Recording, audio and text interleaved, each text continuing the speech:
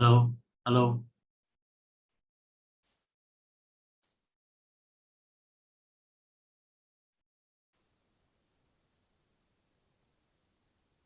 మాట్లాడుతున్నారు కృష్ణమూర్తి గారు అవేర్నెస్ కాదు. అలాగే మనం మర్చిపోయినప్పుడు అవేర్నెస్ లేదనుకుంటే మనకి మరుపు వచ్చేసింది అనమాట. అలాగే డెత్ అనేది కూడా ఒక సహజమైనటువంటి విషయం.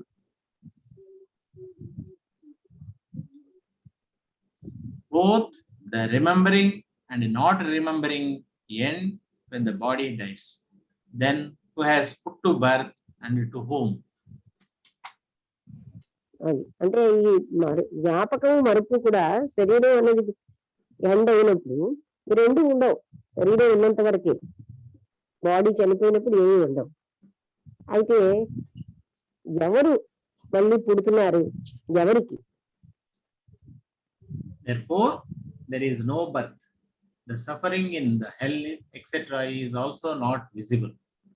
Therefore, all this is imagination and its influence. అందుకని బర్త్ అన్నది లేనే లేదు అంటున్నారు.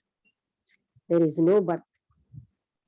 ఇవన్నీ మనం లోతుగా తీసుకుంటే మెంటల్ లెవెల్లోనే అన్నీ ఉంటుంది. Therefore there is no birth. The suffering అంటే బాడీతో ఐడెంటిఫై అయిపోవడం మనకు కామన్ అయిపోయి నేను పుట్టాను అని ఫీల్ అవుతున్నాను. The suffering in the hell etcetera is also not visible. అలాగే నరకంలో ఉన్న బాధలు అవి కూడా మనకు కనబట్టలేదు. అందుకని ఇవన్నీ ఊహాత్మకమే. అండ్ ఇట్స్ వాటి ప్రభావాలు అన్ని మనకు ఊహాత్మకమే అంటున్నారు. Therefore, the listeners raise the query with the contention that there is no rebirth to any body after once there is death.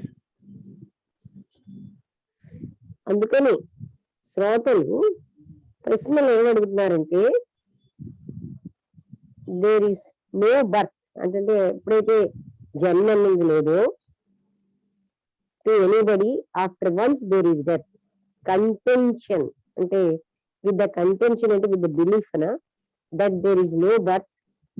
అంటే ఒకవేళ బర్త్ అనేది లేకపోతే ఎవరికి after once there is death అంటే డెత్ వచ్చాక ఇంకా బర్త్ అనేది ఉండదు. కంటెన్షన్ ఒకసారి చూడండి ఎందుకైనా.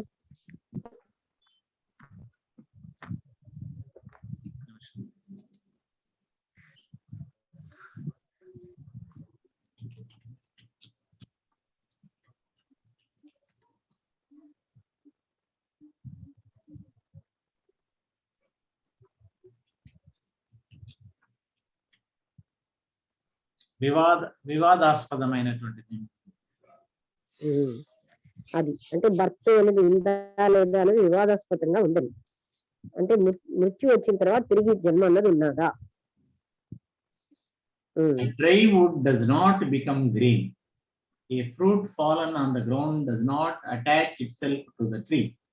Similarly, the body which falls does not take birth again. అది ఒక ఎండిపోయినటువంటి వుడ్ అంటే అదే చెట్టు గాని ఏదైనా కర్ర, అది మళ్ళీ ఆకుపచ్చగా అవదు, చిగురించదు. అలాగే పడిపోయినటువంటి పండు వెళ్ళి ఆ కొమ్మకి గాని దేనికి దానంతట అది అతుక్కోదు. అదే విధంగా ఈ శరీరం పడిపోతున్నప్పుడు ఇది మళ్ళీ జన్మించదు. The earthen pot, if broken, remains broken only. Similarly, man does not come again after death. మట్టితో చేసిన కుండ విరిగిందంటే విరిగిపోయింది అంతే. అదే విధంగా మనిషి మళ్ళీ కూడా మృత్యు తర్వాత రాడు. Here, whether a man is knowledgeable or ignorant does not make any difference. This is the logic of the listeners. ఇదంతా లిజనర్స్ చెప్తున్నారు. ఒక మనిషి జ్ఞాన అజ్ఞాన అనేది ఏమీ తేడా లేదు. ఇది కేవలంగా లిజనర్స్ యొక్క logic. The speaker says, listen, please listen. Do not run away into false arguments. Keep your mind alert and use some wisdom while listening. ఇప్పుడు స్పీకర్ ఏమంటున్నారు? వినండి, దయచేసి వినండి. మీరు ఫాల్స్ వాదనలతోటి పరిగెట్టకండి. మీ మనస్సుని కీప్ అలర్ట్ గా ఉంచుకోండి. అందులో కొంత జ్ఞానం, వినేటప్పుడు జ్ఞానంతో వినండి. It is not possible to achieve any work without effort. The stomach is not full unless you take dinner. It is not possible for anybody to be free without knowledge. అందుకని ఏ పని చేయాలన్నా ప్రయత్నం అవసరమే. కడుపు నిండాలి అంటే ఏ ప్రయత్నం చేయకుండా స్టమక్ అంటే నిండదు. అదే విధంగా స్వేచ్ఛని అంటే ముక్తిని పొందాలి అంటే వితౌట్ జ్ఞానంతో, జ్ఞానం విజ్డమ్ అంటే జ్ఞానం లేకుండా ముక్తిని పొందలేదు. When a man takes a dinner and he is satisfied, he may well think that others are also satisfied, but that does not happen. Others also have to take dinner. ఒక వ్యక్తి భుజించాక ఆయనకి తృప్తి అనేది వస్తుంది. ఆయన ఆలోచించవచ్చు అందరూ కూడా తృప్తిగా ఉన్నారని, కానీ అలా జరగదు. వాళ్ళకుంటూ తింటేనే గాని వాళ్ళకి ఆ తృప్తి కాదు. One who learns to swim others also have to take dinner. అలాగే ఎవరికైతే ఈదన వచ్చో వాళ్ళేమో నీటిని తేలుతారు, ఎవరికి రాదో వాళ్ళు అందులో మునిగిపోతారు. దానికేం సందేహం లేదు. Who will doubt this? దీన్ని సందేహించే వాళ్ళు. One who learns to swim will float, and one who does not know will drown. Who will doubt this? ఈదన వచ్చిన వాడే తేలుతాడు నీటి మీద, మిగతా వాళ్ళు మునిగిపోతారు. Similarly, only those who have self-knowledge have been liberated. Only those are free whose bondage is broken. అదే విధంగా ఎవరికైతే ఆత్మజ్ఞానం ఉందో వాళ్ళు మాత్రమే ముక్తిని పొందుతారు. ఎవరైతే ఇలా స్వేచ్ఛగా ఉంటున్నారో, ఎవరి బాండేజ్ అయితే బ్రేక్ అయిపోయిందో వాళ్ళే ముక్తిని పొందుతున్నారు. A man who is free says, "Where is bondage? There is no bondage, but others are actually in captivity. Now you tell me how those who are in bondage can be satisfied by argument." ఎవరైతే ఫ్రీగా ఉన్నారో ఆ వ్యక్తి ఏమంటాడు, ముక్తిని పొందివాడు, అసలు బంధం అనేది ఎక్కడుంది, బంధమే లేదు. కానీ ఇతరులు వాళ్ళు ఏంటంటే ఆల్రెడీ జైల్లో ఉన్నట్టున్నారు. Now you tell me how those who are in bondage can be satisfied by argument. ఎవరైతే బంధితులై ఉన్నారో వాళ్ళని కేవలం వాదన వల్ల ఎలా తృప్తి పడతారు? A man who has no compassion for others is termed as callous. This experience of freedom of one man should also be understood like this. ఎవరైతే దయ అన్నది ఉందో అటువంటి వ్యక్తి కంపాషన్ ఫర్ అదర్స్, ఇతరుల పట్ల, అతను is termed as callus. Callus అంటే కేర్లెస్, కాలస్ అంటే లేజీ, అలాంటి లక్షణాలన్నీ కలుస్తాయి. అంటే ఎవరికైతే ఇతరుల పట్ల దయ లేదో, హూ హ్యాస్ నో కంపాషన్ అన్నారు, ఆయనని కాలస్ అంటాం, అంటే కఠినాత్ముడు. This experience of freedom of one man should also be understood like this. ఒక వ్యక్తి పొందినటువంటి ఆ ముక్తిని ఇలా కూడా అర్థం చేసుకోవచ్చు అని చెప్తున్నారు. The person who has analyzed the various elements and principles has attained self-knowledge, and he has personally achieved that contentment. ఎవరైతే the person who had analyzed the various elements and principles has, అంటే ఎన్నో రకాలైనటువంటి పంచభూతాలని అన్నిటినీ analyse చేసిన వాడు ఆత్మజ్ఞానాన్ని పొందుతాడు. ఆయనకి వ్యక్తిగతంగా ఆ తృప్తి ఉంటుంది. No doubt, by knowledge, the birth and death chain can be avoided, but we cannot apply this to each and everybody. Only he is free who has knowledge. The Vedas, sciences, and the mythological books are there to help the ignorant in attaining knowledge. నిస్సందేహంగా జ్ఞానం ఉన్న వాళ్ళు మాత్రమే by knowledge the birth అంటే జనన మరణ చక్రాలు అనేవి మనం వదిలించుకోగలం, అంటే మళ్ళీ జన్మించడం ఉండదు. But we cannot apply this to each and everybody. ఇది ప్రతి ఒక్కరికి మనం అప్లై చేయలేం. ఎవరినైతే ఫ్రీ అతను మాత్రమే ముక్తుడిగా ఉంటాడు, ఎవరికైతే జ్ఞానం ఉందో. వేదాలు, శాస్త్రాలు, మైథలాజికల్ అంటే పురాణాలు లాంటివి, ఇవన్నీ కూడా are there to help the ignorant in attaining knowledge. అంటే అజ్ఞానులు జ్ఞానం పొందడానికి అవి సహాయం చేస్తాయి. All the common people do not pay respect or follow the teachings of the Vedas and the sciences and the great sages. సామాన్యులందరూ కూడా వీళ్ళకి వేదాల్లో చెప్పిన బోధ మీద కానీ, లేకపోతే ఇతర శాస్త్రాల్లో చెప్పిన దాని మీద కానీ, అండ్ మహాత్ముల మీద కానీ వాళ్ళకి గౌరవం ఉండదు. Now, if you refuse and recognize anything as standard to be followed, then how can one man's opinion be taken as the standard? Therefore, only the person who has self-knowledge is free. అది అందుకని మీరు ఒకవేళ తిరస్కరించి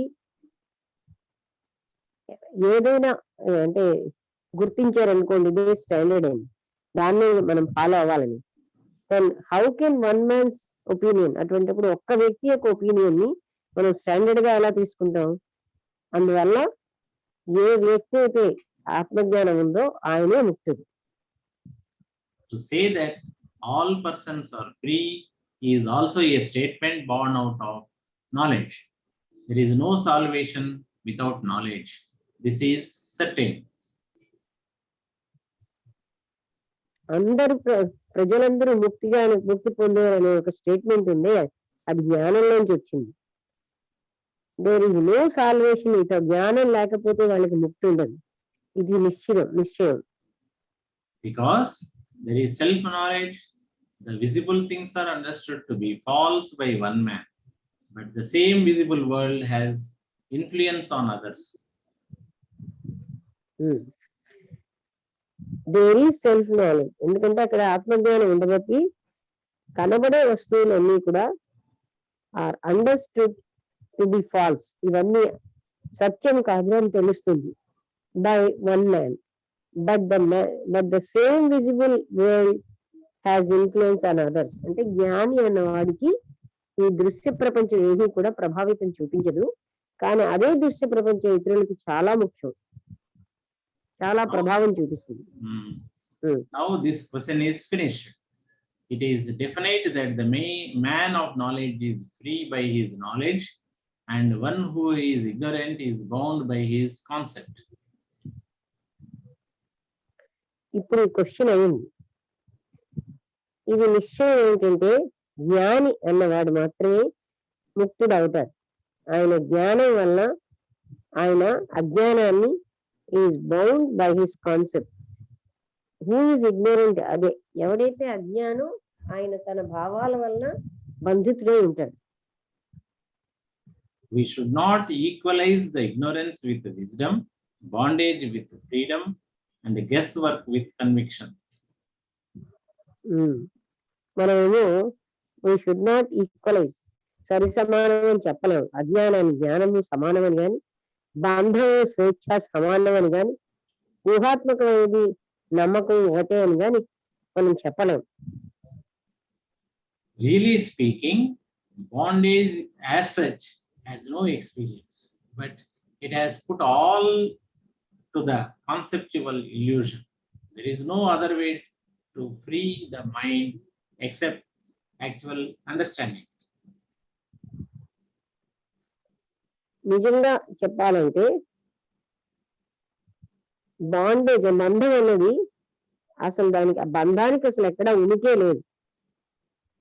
it has put all to the conceptual illusion.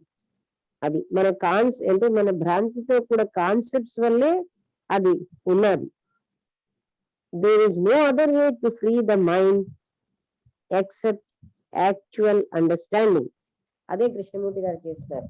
Actual గా మనం అర్థం చేసుకుంటే గాని ఈ బంధంలోంచి మనం బయటపడలేం. Please see the wonder of it. There is no such thing as imagination, but still that affects us and binds us. Therefore, we would be aware that there is this bondage because we do not understand it as totally false. దయచేసి ఈ అద్భుతాన్ని చూడండి. అసలు ఊహించడం అన్నది లేనే లేదు. But still that affects us and binds us. అది నన్ను ప్రభావితం చేసి బంధిస్తుంది. అందుకని మనం జాగ్రత్తగా గమనించాల్సింది ఏంటంటే దేర్ ఇస్ దిస్ బాండేజ్, అంటే that there is this bondage because we do not understand it as totally false. ఈ బంధాన్ని కేవలంగా మనం అర్థం చేసుకోవట్లేదు. ఇది పూర్తిగా సంపూర్ణంగా అసత్యమైనదే అని మనకు తెలియక దీన్ని పట్టుకుంటున్నాం. అసలు బంధం అనేది లేనే లేదు. It is a false promise that man can attain liberation if he has childish blind faith. We have to look with the acute discernment in his falsehood and with the right effort should know what is freedom. It is a false promise. ఇది ఒక అసత్యమైన వాగ్దానం. ఏంటంటే మనిషి ముక్తిని పొందుతాడని. ఆయన ఇది అంటే if he has childish blind faith, అంటే చిన్నపిల్లల లాంటి పూర్తి గుడ్డి నమ్మకం ఉంటే we have to look with acute discernment. అంటే మనం అక్యూట్ గా, అంటే చాలా అక్యూట్ అంటే ఏంటంటారు, సునిశ్చితమైన డిసర్న్మెంట్ అంటే వివేకంతో చూడాలి. In this falsehood and with right effort should know what is freedom. సరి అయినటువంటి ప్రయత్నంతో ముక్తి ఏమిటో చూడాలి. We have to look with acute discernment, అంటే పూర్తి వివేకంతో మనం చూస్తే ఈ ఫాల్స్హుడ్ ని, అప్పుడు మనకి రైట్ ఎఫర్ట్ అనేది పెడతాం. దేనికంటే వాట్ ఈస్ ఫ్రీడమ్, ఫ్రీడమ్ ఏమిటో తెలుసుకోవడానికి. In fact, the fact is that in order to be free, a man must have the quality of awareness as the first requirement. And if he is knowing everything to be limited, naturally he becomes separate from it. నిజం ఏమిటంటే in order to be free, స్వేచ్ఛగా ఉండాలంటే ఒక వ్యక్తి ఏ రకమైన లక్షణం అవసరం అంటే అతనికి అవేర్నెస్ ఉండాలి. Is the first requirement. అదే మొట్టమొదటి రిక్వైర్మెంట్. ఆయన ప్రతిదీ ఆయనకు తెలియకపోతే if is knowing everything to be limited, ఆయన ఎప్పుడైతే ప్రతిదీ చాలా పరిమితంగా ఉందని తెలుసుకుంటాడో సహజంగా ఆయన దాని నుంచి వేరైపోతాడు. Ignorance means not knowing anything. Knowledge means to know everything, and later on, when the pride or awareness of oneself being the knower is dissolved, then what remains is Atman. అజ్ఞానం అనేది అంటే తెలియకపోవడం, నాలెడ్జ్ అంటే తెలియడం. తర్వాత మనకేంటంటే గర్వం అన్నది pride or awareness of one self being the knower. అంటే ప్రైడ్ కానీ అవేర్నెస్ కానీ ఉన్నప్పుడు is dissolve, then what remains is Atman. అప్పుడు అక్కడ మిగిలేది ఆత్మతత్వం ఒకటి. ఇవన్నీ డిజాల్వ్ అయిపోతాయి. A person who has become deathless by drinking nectar says to others, I do not know.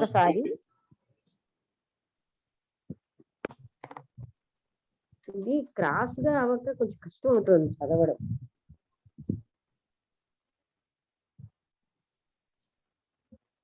ఒక్క నిమిషం. Okay madam.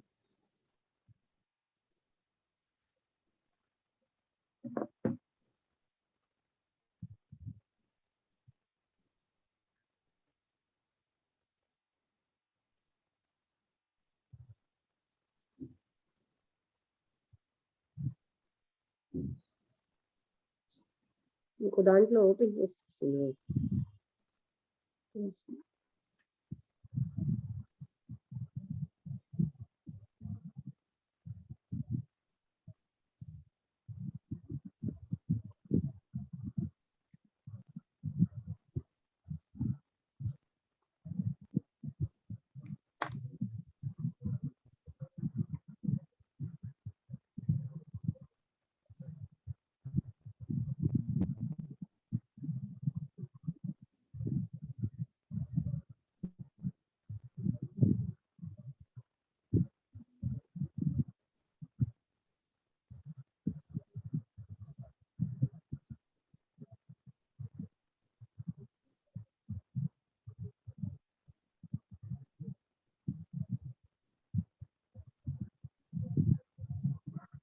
ఎన్నో పాయింట్ అండి?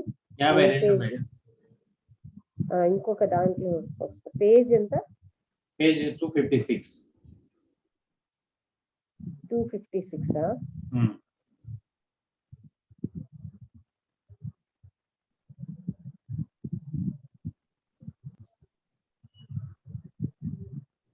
ఇందులో పాయింట్ 55. 52. ఓకే.